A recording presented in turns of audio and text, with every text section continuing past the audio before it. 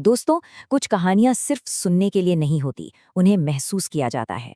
आज हम सीधे एक ऐसी कहानी की गहराई में उतरने वाले हैं जो सदियों से सिर्फ खौफनाक फुसफुसाहटों में ही जिंदा है। आज हम बड़ागढ़ हवेली के उस भयानक रहस्य पर से पर्दा उठाएंगे, जहां आने वाली दुल्हन कभी वापस विदा नहीं होती। जरा आंखें बंद कीजिए और सोचिए, एक बेहद भारी लाल साड़ी जो तेज हवा में भी बिल्कुल नहीं हिल रही, और एकदम साफ बिना बादलों वाले आसमान से अचानक गिरती हुई बारिश। ये कोई आम दृश्य नहीं था। ये एक ऐसी चेतावनी थी जिसे अनदेखा करने की बहुत भारी कीमत चुकानी पड़ी। यहीं से शुरू होता है हमारा आज का ये खौफनाक सफर। तो चलिए सबसे पहले समझते हैं बड़ागढ़ हवेली के इस खौफनाक रहस्य को, जिसके नाम से ही लोग आज भी कांप उठते हैं। पुराने लोगों में एक बात बहुत मशहूर थी कि जो भी लड़की उस हवेली में दुल्हन बनकर जाती है ना, वो वहां से कभी वापस नहीं आती। सोचने वाली बात है, ना कोई शव, ना कोई सुराग, बस एक इंसान हवा में गायब। लेकिन वक्त के साथ साथ पता है क्या हुआ? लोग इस डर को भूलने लगे, और सच कहूं तो यही उनकी सबसे बड़ी भूल थी, जिसने शापित हवेली को अपना अगला शिकार चुनने का मौका दे दिया। अब देखिए, एक तरफ था रोहन, एकदम सीधा साधा मासूम सा शहरी लड़का जो अपनी शादी को लेकर बेहद खुश था। पर दूसरी तरफ थी उसकी होने वाली दुल्हन मीरा। मीरा बहुत शांत थी, एक अजीब तरह की शांत थी। उसकी आंखों में एक ऐसी गहरी उदासी थी जैसे वो अपने अंदर कोई बहुत बड़ा काला राज छुपाए बैठी हो। रोहन ने सोचा शायद शादी की घबराहट होगी और इस चीज को अनदेखा कर दिया। बस वहीं से इस हवेली का जाल बिछना शुरू हो गया था। लेकिन असल सच का पता तब चलता है जब शादी का दिन आता है और बात आती है उस साड़ी की जो हवा में बिल्कुल नहीं हिली। शुरुआत बिल्कुल किसी आम शादी की तरह ही हुई थी। ढोल नगाड़े, खुशी का माहौल, चमचमाती रोशनी। लेकिन फिर मीरा मंडप की तरफ आती है और यकीन मानिए, अचानक से जैसे वक्त वहीं रुक गया हो। मीरा ने जो लाल साड़ी पहनी थी वो इतनी भारी थी कि तेज हवा चलने के बावजूद उसका एक धागा तक नहीं हिल रहा था। और आसमान एकदम साफ होने के बाद भी अचानक वहां बारिश शुरू हो गई। वहां खड़े बुजुर्गों के चेहरे डर से पीले पड़ गए और उनके होठों से बस एक ही फुसफुसाहट निकली, वो वापस आ गई है। असली खौफ तो तब शुरू हुआ जब रात के ठीक 12 बजे हवेली का एक बेहद सीलन भरा पुराना सा कमरा, जहां हवा में किसी चीज के सड़ने की अजीब सी बदबू फैली थी। कमरे में घुसते ही वहां रखा एक बड़ा सा आईना अचानक से रहस्यमय तरीके से धुंधला हो जाता है, और मीरा वो खिड़की के बाहर बिल्कुल सुन्न होकर लगातार किसी ऐसी चीज को घूर रही है जो किसी भी आम इंसान को दिख ही नहीं रही। उसका इस दुनिया से इस तरह कट जाना किसी बहुत बड़े खतरे की शुरुआत थी। 9, जी हाँ 9।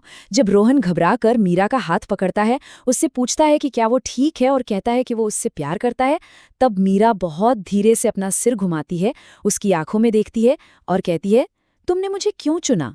यही बात तुमसे पहले बिल्कुल 9 लोग और कह चुके हैं। इसके बाद जो हुआ वो रोंगटे खड़े कर देने वाला था। कमरे की बत्तियां तेजी से झपकने लगती हैं और फिर बिल्कुल गुप अंधेरा। उस काले अंधेरे में सिर्फ भारी सांसों की आवाज गूंज रही थी। तभी एक अजीब सी फुसफुसाहट आती है।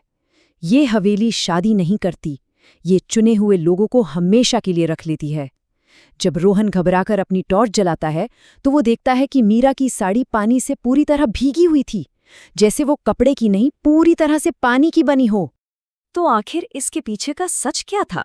आइए इस हवेली के कुछ बेहद खौफनाक नियमों को समझते हैं। मीरा उठती है और उस आईने के ठीक सामने जाकर खड़ी हो जाती है, और जो सच रोहन के सामने आता है वो किसी की भी चीख निकालने के लिए काफी है। मीरा ठीक शीशे के सामने है, लेकिन आईने में उसकी कोई भी परछाई, जी हाँ, कोई भी अक्स नहीं दिख रहा था। घबराहट पूरी तरह से हावी हो जाती है। मीरा तब बताती है कि वो वही शाश्वत दुल्हन है जिसे हवेली की भूख मिटाने के लिए हर बार बदल दिया जाता है। दोस्तों, ये जगह एक बेहद डरावने चक्र पर चलती है।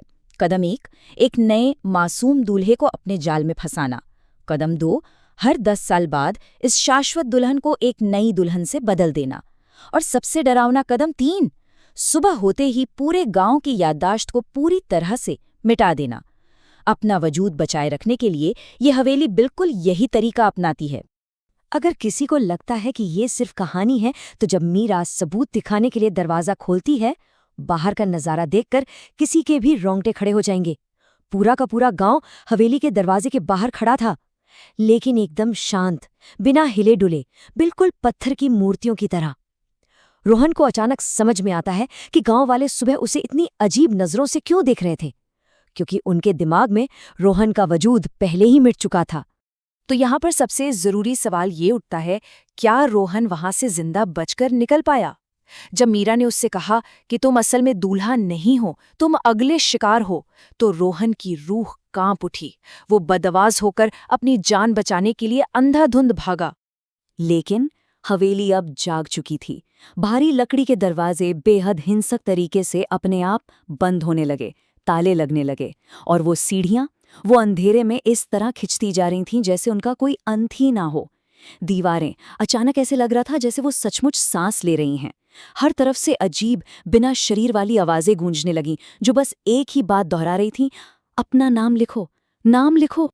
और यहीं से शुरू होता है इस हवेली के खौफ का वो अंतहीन चक्र जो कभी खत्म नहीं होता। मीरा चलते हुए रोहन के पास आती है। पहली बार उसकी आंखों में आंसू थे। वो अपना दर्दनाक सच बताती है कि कैसे उसे भी बिल्कुल इसी तरह लाया गया था और उसने भी भागने की कोशिश की थी, पर ये हवेली, ये हमेशा अपनी चुनी हुई दुल्हन और दूल्हे को हासिल कर ही लेती है। और जब रोते हुए रोहन पूछता है, तो मैं क्या हूं? तो मीरा बस एक हल्के से दर्द के साथ कहती है, तुम अब एक कहानी हो। और ठीक उसी पल हवेली पूरी तरह से अंधेरे में डूब जाती है। दीवार पर चमकते हुए आग जैसे खौफनाक अक्षर उभरने लगते हैं। नया दूल्हा स्वीकार किया गया। रोहन जोर से चीखता है, लेकिन उसकी आवाज उन पुरानी पत्थर की दीवारों में हमेशा के लिए दफन हो जाती है। उसके सामने मीरा का शरीर हवा में धुंधला होने लगता है और देखते ही देखते उसकी जगह एक बिल्कुल नई दुल्हन प्रकट हो जाती है, जिसके चेहरे पर एक बेहद डरावनी सी मुस्कान थी। सच कहूं तो इस पूरी कहानी का सबसे खौफनाक हिस्सा अगली सुबह का है। सुबह होती है, धूप निकलती है, गांव में एक नई शादी की खुशनुमा तैयारी चल रही है, एक नई बारात आ रही है, एक नई दुल्हन आई है, और वो गांव, उनकी याददाश्त पूरी तरह से धो दी गई है।